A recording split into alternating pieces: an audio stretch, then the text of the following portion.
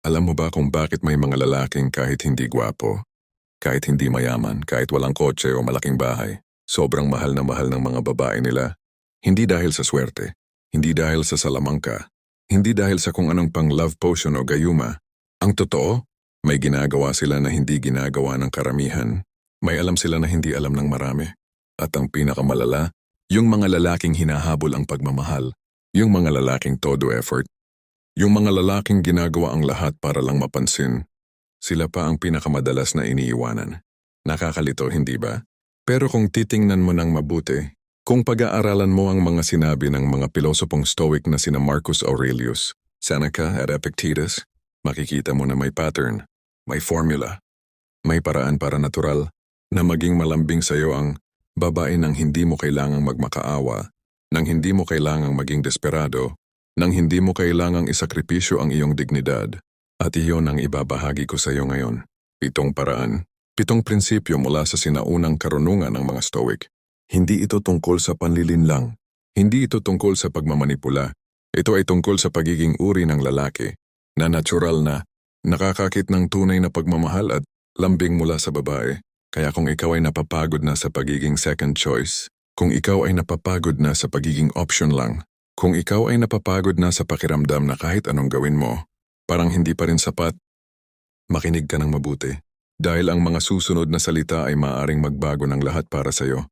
Bago natin simulan, nais kong magpasalamat sa mga loyal kong subscribers sa patuloy na pagsuporta sa aking channel. Kayo ang inspirasyon ko sa paggawa ng mga bagong content. Kung bago ka sa channel ko, comment mo na kung taga saan ka. Narito ang masakit na katotohanan na kailangan mong marinig. Maraming lalaki ngayon ang nawawala sa sarili nila kapag nagmamahal. Iniisip nila na ang susi sa pagkuha ng pagmamahal ng babae ay ang walang tigil na pagbibigay. Pagbibigay ng oras, pagbibigay ng atensyon, pagbibigay ng regalo, pagbibigay ng lahat kahit na wala nang natitirang ibigay sa sarili. At alam mo kung ano ang nangyayari? Imbes na magmahal ng husto ang babae, lumalayas. Imbes na maging malambing, lumalayo. Imbes na pahalagahan ang lahat ng ibinibigay, inaapakan pa. May kakilala ako dati. Tawag natin sa kanya si Marco. Si Marco ay mabuting lalaki, masipag, may trabaho. Maalalahanin.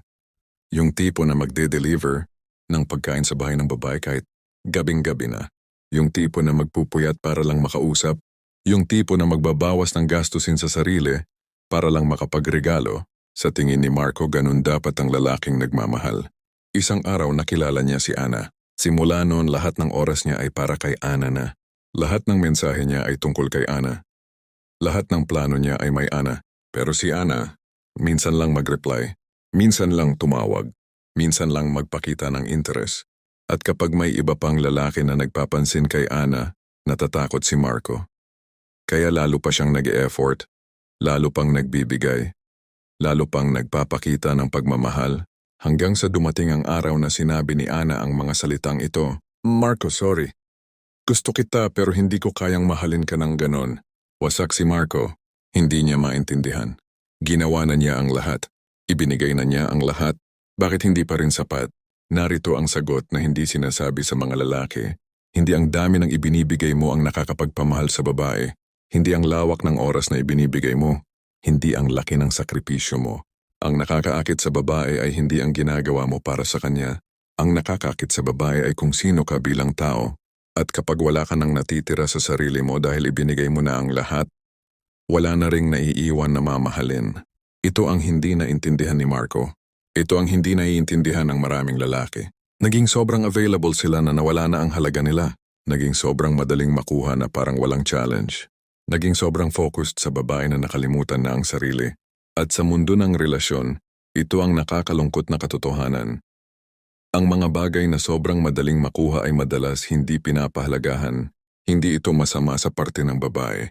Ito ay human nature. Ito ay psychology. At ito ay isang bagay na naintindihan na ng mga Stoic mahigit 2,000 taon na ang nakakaraan. Ngayon bago ko ibigay sa iyo ang mga solusyon, kailangan mo munang maintindihan kung gaano kalaki ang problemang ito. Dahil kung hindi mo makikita ang buong larawan, hindi mo ma-appreciate ang sagot. Isipin mo ito. Gumising ka ng umaga, unang iisipin mo ay siya. Habang nasa trabaho ka, iniisip mo kung nakapag-almusal na ba siya. Habang kumakain ka, Nag-iisip ka kung anong pagkain ang gusto niyang i-date. Habang naglalakad ka, napapanood mo ang mga mag-asawa at naiisip mo siya.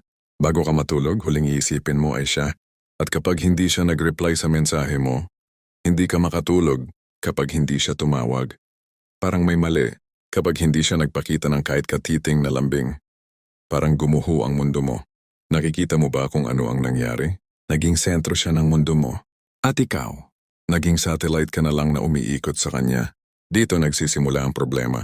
Dahil kapag naging sentro ng mundo mo ang isang tao, ibinibigay mo sa kanila ang kapangyarihan sa iyong emosyon. Kapag masaya sila, masaya ka. Kapag malungkot sila, malungkot ka. Kapag malamig sila, gumuguho ka. At ang pinakamasakit dito, hindi mo man lang napapansin na nangyayari ito. Akala mo ganito talaga ang pagmamahal. Akala mo ganito talaga dapat. Akala mo, normal lang ang mawala sa sarili kapag mahal mo ang isang tao. Pero hindi. Hindi ito pagmamahal. Ito ay dependency. Ito ay attachment na mapanganib. Ito ay pagkakulong sa sarili mong pagnanasa. At alam mo kung ano ang masama. Ang babaeng gusto mong mahalin ka, nararamdaman niya ito. Nararamdaman niya na desperado ka. Nararamdaman niya na wala kang ibang mundo kundi siya.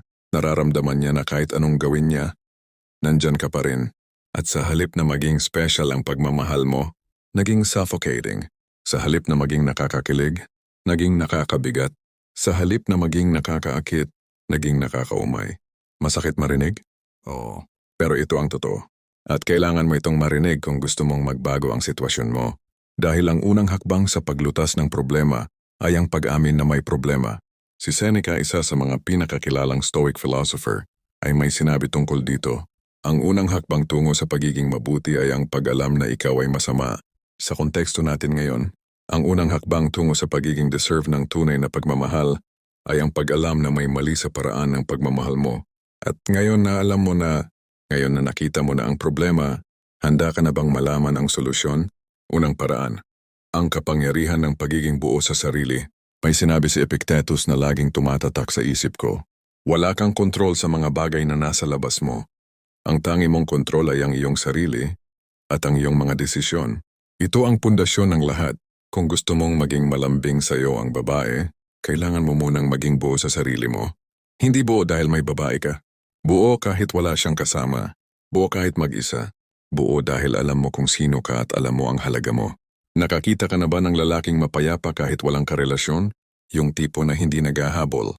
Hindi nag-aalala kung may magkakagusto sa kanya o wala. Hindi nababalisa kung single pa rin siya. Dahil alam niya na ang halaga niya bilang tao ay hindi nakasalalay sa kung may nagmamahal sa kanya o wala. Ito ang uri ng lalaki na natural na nakakaakit. Bakit? Dahil may sarili siyang mundo. May sarili siyang buhay. May sarili siyang kaligayahan. At kapag pumasok ang babae sa buhay niya, hindi niya iniaasa ang kaligayahan niya sa babae. Hindi niya ginagawang trabaho ng babae na gawing masaya siya. Hindi niya inaasa na punuin ng babae ang kahungkawan sa loob niya. Dahil wala naman siyang kahungkangan na kailangang punuin. Siya na mismo ang pumupuno niyon. Ito ang unang hakbang. Maging buo ka. Paano? Alamin mo kung ano ang mga bagay na nagpapasaya sa iyo na hindi kasama ang babae. Pwedeng trabaho. Pwedeng hobby. Pwedeng sports. Pwedeng pagbabasa. Pwedeng pagiging mabuting anak o kapatid. Pwedeng pag-aaral ng bagong skill. Punuin mo ang buhay mo ng mga bagay na mahalaga. Para kapag dumating ang babae sa buhay mo, hindi siya ang buhay mo. Siya ay dagdag sa buhay mo. Siya ay bonus. Hindi necessity. At kapag naramdaman ng babae na hindi ka nakadepende sa kanya para maging masaya, magugulat ka. Dahil ang lalaking hindi nangangailangan ng babae para maging buo, ito ang lalaking pinaka-attractive sa mata ng babae. Hindi dahil mayabang siya, kundi dahil may substance siya, may lalim, may sariling identidad. At ito ang uri ng lalaki na gusto nilang mahalin. Ikalawang paraan, ang sining ng pagbibigay ng espasyo. May isang prinsipyo sa Stoicism na tinatawag nilang amor fati o ang pagmamahal sa tadhana. Pero may karugtong ito na madalas hindi na pag-uusapan. Ang pagmamahal sa tadhana ay nangangahulugan din ng pagtanggap na hindi lahat ng bagay ay kaya mong kontrolin. Kasama na dito ang damdamin ng ibang tao. Hindi mo mapipilitang mahalin ka. Hindi mo mapipilitang lambing-lambing sa'yo. Hindi mo mapipilitang bigyan ka ng oras at atensyon. At kapag sinubukan mong pilitin, mas lalayo pa. Narito ang sekreto na hindi alam ng karamihan. Ang lambing ay hindi pwedeng hilingin. Ang lambing ay hindi pwedeng piliting lumabas. Ang lambing ay kusang lumalabas kapag komportable ang tao, at ang tao ay nagiging komportable kapag may kalayaan siya. Kaya kung gusto mong maging malambing sa'yo ang babae, kailangan mo siyang bigyan ng espasyo. Hindi ito ibig sabihin na iiwanan mo siya. Hindi ito ibig sabihin na hindi ka na magpapakita. Ibig sabihin lang nito, hindi mo siya susuffocate in, hindi mo siya hahabulin sa bawat oras. Hindi mo siya tatanungin ng kumain ka na ba kada oras. Hindi mo siya pipiliting mag-update sa'yo sa lahat ng ginagawa niya. Isipin mo ang isang bulaklak. Kapag hinawakan mo ng napakahigpit, malalagas. Pero kapag hinayaan mong tumubo ng malaya na mumukadkad, ganun din ang pagmamahal. Ganun din ang lambing. May kakilala akong mag-asawa. Tawag natin sa kanila na sina Ben at Lisa. Si Ben ay hindi yung tipo na laging nagcha-check up.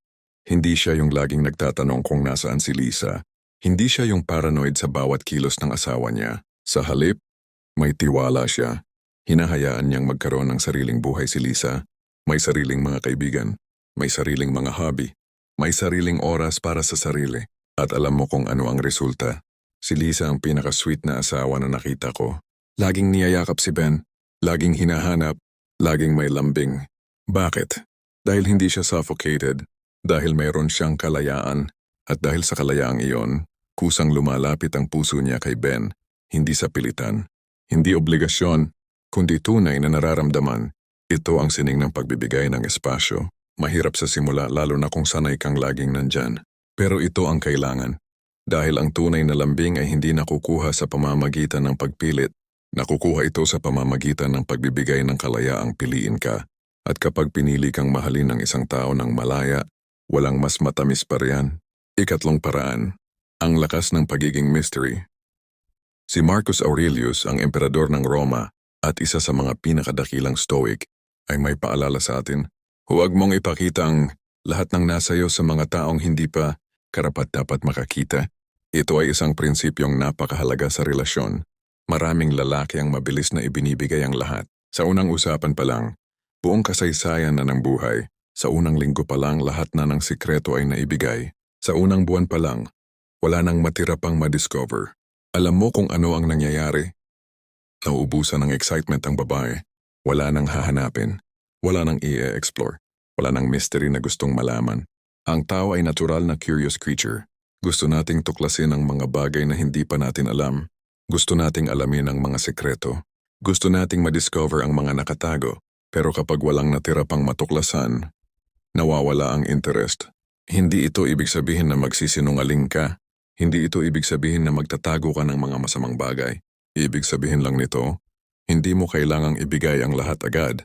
Hayaan mong unti-unting makilala ka. Hayaan mong unti-unting madiscover ang mga layers mo. Hayaan mong magkaroon siya ng mga tanong na gustong masagot. May lalaki akong kilala na ganito. Hindi siya madaldal. Hindi niya ikinukwento ang lahat ng nangyari sa kanya. Hindi niya ino-overshare ang mga damdamin niya. Pero interesado sa kanya ang mga tao, lalo na ang mga babae, dahil may pakiramdam silang may mas marami pang dapat malaman tungkol sa kanya. May lalim na gustong abutin, may mystery na gustong lutasin, at ito ang nagpapanatiling interested sa kanya ang mga babae. Ito ang nagpapanatiling nakatingin sa kanya. Ito ang nagpapanatiling may excitement sa relasyon, kaya huwag mong ibigay ang lahat agad. Hayaan mong unti-unti, hayaan mong may suspense. Hayaan mong magkaroon ng mga bagay na hindi pa niya alam tungkol sa'yo dahil ang mystery ay nakakaakit at ang babae na curious sa'yo, natural na lalapit sa'yo, natural na magiging malambing dahil gusto niyang maging mas malapit, gusto niyang makilala ka pa ng mas malalim at yun ang isa sa pinakamalalaking susi sa lambing na hinahanap mo. Ika-4 na paraan, ang dignidad ng hindi paghahabol.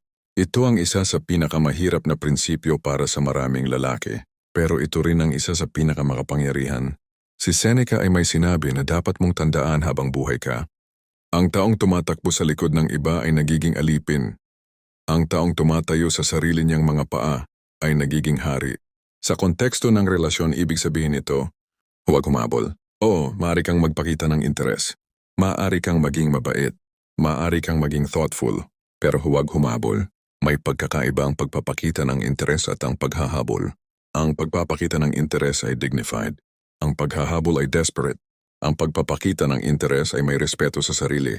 Ang paghahabol ay parang sinasabi mong mas mahalaga siya kaysa sayo. At alam mo kung ano ang nakikita ng babae kapag hinahabol mo siya? Nakikita niyang wala kang ibang option. Nakikita niyang sobrang kailangan mo siya. Nakikita niyang mababa ang tingin mo sa sarili mo. At ang masaklap, ang babae ay hindi na-a-attract sa lalaking mas mababa ang tingin sa sarili kaysa sa tingin niya sa kanya. Ang babae ay na-a-attract sa lalaking pantay ang tingin sa sarili niya sa tingin niya sa babae. O mas mataas pa. Hindi ito mayabang. Ito ay self-respect. Ito ay dignidad. Ito ay pagiging tunay na lalaki. Naalala ko ang isang kaibigan ko na dati ay laging humahabol sa mga babae. Kahit sinabi ng busy ako, nag-iimbita pa rin. Kahit sinabi ng may lakad ako, nagsusuggest pa rin ng ibang araw. Kahit sinabi ng hayaan mo na, nagpipilit pa rin. At alam mo kung ano ang laging resulta. Wala. Walang pumapansin. Walang nagpapahalaga. Walang nagiging malambing. Hanggang sa isang araw nagbago siya. Hindi na siya humahabol. Kapag sinabi ng babaeng busy ako, sinasabi na lang niyang, sige, sabihin mo kung kailan ka free. Tapos wala na. Hindi na nagpaparamdam. Hindi desperate. Hindi nagmamakaawa. Hindi nangungulit. May dignidad. At alam mo kung ano ang nagsimulang mangyari. Ang mga babae ang nagsimulang lumapit. Ang mga babae ang nagsimulang magparamdam. Ang mga babae ang nagsimulang maging malambing. Dahil nakita nilang may halaga siya. Nakita nilang hindi siya madaling makuha. Nakita nilang hindi siya nagpapakatanga para sa kahit sino. At ito ang uri ng lalaki na gusto nilang mahalin. Ito ang uri ng lalaki na gusto nilang alagaan. Ito ang uri ng lalaki na natural nilang nilalambing. Kaya tandaan mo, mahalaga ang dignidad, mahalaga ang self-respect, at huwag mo itong isusuko para sa kahit sinong babae. Dahil ang babaeng deserving sa'yo ay hindi hihilingin sa'yong isuko ang dignidad mo. Sa halip pahahalagahan niya ito. At mas lalo kanyang mamahalin dahil dito. Ikalimang paraan, ang kapayapaan ng emosyonal na kontrol. Sa mga aklat ni Marcus Aurelius laging binibigyang diin niya ang kahalagahan ng pananatiling kalmado sa gitna ng kaguluhan. Mas makapangyarihan ang tao na nagahari sa sarili niyang emosyon kaysa sa taong nagahari sa buong kaharian. Ito ay isang prinsipyo na napakahalaga sa relasyon. Dahil sa relasyon, maraming bagay ang maaaring maging sanhi ng pagka-stress, mga away, mga hindi pagkakaintindihan, mga tampuhan, mga selos, mga problema, at kung ikaw ay ang tipong lalaking agad-agad na naiimpluwensyahan ng emosyon, agad nagagalit, agad nagsiselos, agad napipikon, agad nagpaparamdam, mabilis mawawala ang respeto ng babae sa iyo. Bakit? Dahil ang babae ay may natural na pangangailangan ng seguridad. Gusto nilang maramdaman na ang lalaking kasama nila ay stable, kalmado, sigurado. Hindi natataranta sa bawat maliit na problema. Kapag ikaw ay ang tipong lalaki na nag-overreact sa lahat ng bagay, pakiramdam ng babae ay siya pa ang dapat mag-alaga sa iyo. At iyon ang kabaligtaran ng gusto niyang maramdaman. Gusto niyang maramdaman na ikaw ang pwede niyang sandalan. Hindi na siya ang sandalan mo. Hindi ito ibig sabihin na bawal kang magpakita ng emosyon. Hindi ito ibig sabihin na dapat kang maging robot. Ibig sabihin lang nito may control ka. Kapag may problema, hindi ka agad sumisigaw. Kapag may hindi pagkakaintindihan, hindi ka agad nagagalit. Kapag may nakakainis, hindi ka agad nagdadrama. Sa halip, kinakalma mo ang sarili mo. Pinag-iisipan mo ang sitwasyon. Nilalapitan mo ang problema ng may dignidad at karunungan. At alam mo kung ano ang epekto nito sa babae? Nagiging safe siya sa'yo. Nagiging komportable. Nagiging mapagkakatiwalaan. At ang babaeng nakakaramdam ng lahat ng iyon, natural na nagiging malambing. Dahil alam niyang pwede siyang mag-relax. Pwede siyang maging sarili niya, pwede siyang bumaba ng guard. Dahil nandyan ka, kalmado, stable, maaasahan. Ito ang uri ng lalaki na hinuhugot ng lambing mula sa babae. Hindi yung palasigaw, hindi yung palaaway, hindi yung pabago-bago ang mood, kundi yung may kontrol sa sarili, yung may kapayapaan sa loob, yung matatag. Simulan mo nang sanayin ang sarili mo sa emosyonal na kontrol. Hindi ito madali. Pero ito ang isa sa pinakamahalagang bagay na pwede mong matutunan, hindi lang para sa relasyon, kundi para sa buong buhay mo. Ika-6 na paraan, ang ganda ng tunay na pakikinig. May isang prinsipyo sa Stoicism na madalas na nakakalimutan. Ang kahalagahan ng pakikinig. Si Epictetus ay nagsabi, mayroon tayong 2 tenga at 1 bibig para mas marami tayong pakinggan kaysa sa sinasabi. Ito ay simpleng karunungan na napakaraming hindi sinusunod, lalo na ang mga lalaki. Maraming lalaki kapag nakikipag-usap sa babae, ang iniisip lang ay kung ano ang susunod na sasabihin. Hindi nakikinig, hindi nag-a-absorb, hindi nagbibigay ng tunay na atensyon. At ito ang naging problema. Dahil isa sa mga pangunahing pangangailangan ng babae ay ang maramdaman na naririnig siya, na may nakikinig, na may nagbibigay ng halaga sa sinasabi niya, na may genuinely interested sa mga iniisip niya. At kapag ikaw ang lalaking nagbibigay nito sa kanya, kapag ikaw ang lalaking tunay na nakikinig, kapag ikaw ang lalaking hindi lang umiimik at naghihintay ng turn niyang magsalita, magugulat ka sa epekto nito. Ang pakikinig ay isa sa pinaka-underrated na paraan para makuha ang puso ng babae. Dahil sa mundo ngayon, bihira na ang tao na tunay na nakikinig. Lahat ay busy, lahat ay may sariling iniisip, lahat ay may sariling agenda. Pero kapag may isang tao na tunay na nakikinig, nakakapukaw ito ng malalim na damdamin. Paano ba ang tunay na pakikinig? Una, ibigay mo ang buong atensyon mo. Itabi ang phone. Tingnan siya sa mata. Ipakita mo na nandyan ka. Pangalawa, huwag mag-interrupt. Hayaan mo siyang tapusin ang sinasabi niya. Huwag putulin. Huwag sabayan. Pangatlo, magtanong ng mga follow-up na tanong. Ipakita mo na interesado ka talaga sa kwento niya, na gusto mong malaman ang mga detalye, na hindi ka lang nakikinig para lang nakikinig. Pang-apat, tandaan ang mga sinabi niya. Kapag binanggit niya na hirap siya sa isang proyekto sa trabaho, tanungin mo siya kinabukasan kung kumusta na. Kapag sinabi niyang may birthday ang mama niya, batiin mo. Kapag ikinuwento niyang gustong-gusto niya ang isang bagay, tandaan mo, ang mga maliliit na bagay na ito ay napakalaki ng epekto dahil ipinakikita nito na nagbibigay ka ng halaga sa mga sinasabi niya, na mahalaga siya sa'yo, na hindi mo lang siya basta nakakausap, kundi tunay na pinapakinggan. At ang babaeng nakakaramdam na naririnig siya, natural na nagiging malambing. Dahil bihira iyon, dahil espesyal iyon, at dahil gusto niyang pahalagahan ang lalaking nagbibigay sa kanya ng ganong pakiramdam. Kaya magsanay ka sa tunay na pakikinig. Hindi lang pakikinig para sumagot, kundi pakikinig para maintindihan, para maramdaman niya na importante siya. At ito ang isa sa pinakasiguradong paraan para maging malambing sa iyo ang babae. Ikapitong paraan. Ang tibay ng pagiging consistent. Ang huling prinsipyo na ibabahagi ko ay maaaring ang pinakasimple pero pinakamahirap gawin. Si Marcus Aurelius ay nagsabi, ang tao ay hindi nagiging dakila sa pamamagitan ng isang dakilang gawain. Nagiging dakila siya sa pamamagitan ng maraming maliliit na gawain na ginagawa araw-araw. Ito ang prinsipyo ng consistency. Sa relasyon, hindi ang mga grand gestures ang pinakamahalaga, hindi ang mga mamahaling regalo, hindi ang mga nakakapukaw na sorpresa. Ang pinakamahalaga ay ang mga maliliit na bagay na ginagawa araw-araw. Ang good morning tuwing umaga, ang pagtatanong kung kumusta ang araw niya, ang pag-aalaga kapag may sakit, ang pagdadala ng paboritong pagkain niya kapag stressed siya. Ang mga maliliit na bagay na ipinapakita na nandyan ka, consistent. Maaasahan, hindi nagbabago-bago, maraming lalaki ang magaling sa simula, todo effort, todo lambing, todo attention. Pero kapag natagalan na, unti-unting nawawala, unti-unting lumalabnaw, unti-unting nagiging normal na lang. At ito ang nakakasira ng maraming relasyon dahil ang babae ay nakakaramdam ng pagbabago. Nakakaramdam na dati ay hindi siya ganito pinapakitunguhan. Nakakaramdam na parang naging less important na siya. At kapag naramdaman niya yon, dahan-dahang lumalayas din ang lambing. Dahil bakit siya magiging malambing sa taong parang hindi na siya pinapahalagahan, gaya ng dati? Kaya ang susi ay consistency.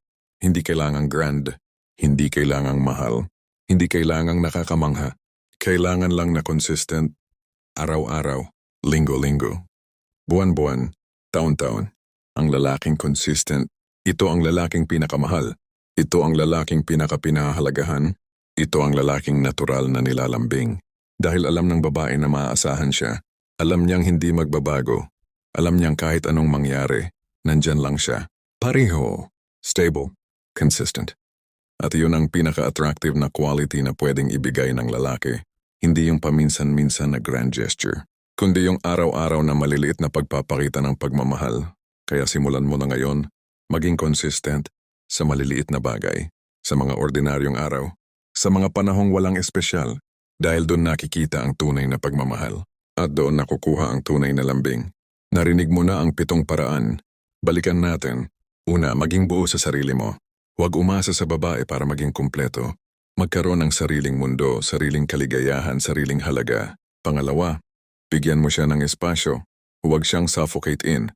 Hayaan mo siyang lumipad para may balikan siyang uwian. Pangatlo, magkaroon ng mystery. Huwag ibigay ang lahat agad. Hayaan mong unti-unting makilala ka. Hayaan mong may madiscover siya. Pang-apat, huwag humabol. Magpakita ng interes pero huwag mawala ng dignidad. Huwag magpakatanga, may self-respect. Panlima, magkaroon ng emosyonal na kontrol. Maging kalmado, maging stable, maging sandalan hindi pabigat. Pang-anim, tunay na makinig. Hindi lang pakikinig para sumagot. Pakikinig para maintindihan, para maramdaman niyang mahalaga ang sinasabi niya. Pampito, maging consistent. Hindi yung puro grand gestures, kundi yung mga maliliit na bagay araw-araw. Iyon ang tunay na pagmamahal. Ito ang 7 prinsipyo mula sa karunungan ng mga Stoic. Hindi ito mga tricks. Hindi ito mga manipulation tactics. Ito ay mga paraan para maging mas mabuting lalaki, mas mabuting tao, mas karapat-dapat sa pagmamahal. At kapag naging ganun ka, kapag natutunan mo ang mga prinsipyong ito, hindi mo na kailangang humingi ng lambing. Hindi mo na kailangang magreklamo na hindi ka pinapansin. Hindi mo na kailangang magtaka kung bakit hindi ka mahal. Dahil natural na darating ang lahat ng iyon. Kusang lalapit ang babae, kusang magiging malambing, kusang magmamahal, hindi dahil sa pinilit mo, kundi dahil deserve mo. Ngayon naiintindihan ko na marami sa mga sinabi ko ay maaaring masakit marinig. Maaaring nagkaroon ka ng mga pagkakamali noon. Maaaring ikaw ay isa sa mga lalaking sobrang nagmamahal, pero parang hindi pinapahalagahan. Maaaring ikaw ay isa sa mga lalaking nagbibigay ng lahat pero parang hindi pa rin sapat. Pero alam mo kung ano ang maganda sa mga pagkakamali. Pwede mong baguhin. Pwede kang magbago. Pwede kang maging mas mabuting version ng sarili mo. Simula ngayon, hindi mo kailangang maging perpekto agad. Isa-isa lang. Piliin mo sa 7 prinsipyo kung alin ang pinakakailangan mong i-improve. Tapos umpisahan mo doon. Araw-araw. Unti-unti. Hanggang sa maging natural na. Hanggang sa maging parte na ng kung sino ka bilang tao. At kapag nangyari iyon, kapag naisabuhay mo na ang mga prinsipyong ito, hindi mo na kailangan panghanapin ang pagmamahal dahil ang pagmamahal ang hahanap sa iyo. At ang lambing na dati mong pinapangarap, magiging natural na parte ng araw-araw mong buhay. Dahil deserve mo ito, kailangan mo lang maging uri ng lalaki na karapat-dapat dito. At ngayon mayroon ka ng mga karapatan para magawa iyon. Gamitin mo. Dahil ang pagbabago ay nagsisimula sa isang desisyon. At ang desisyong iyon ay nasa iyo. Maraming salamat sa panonood.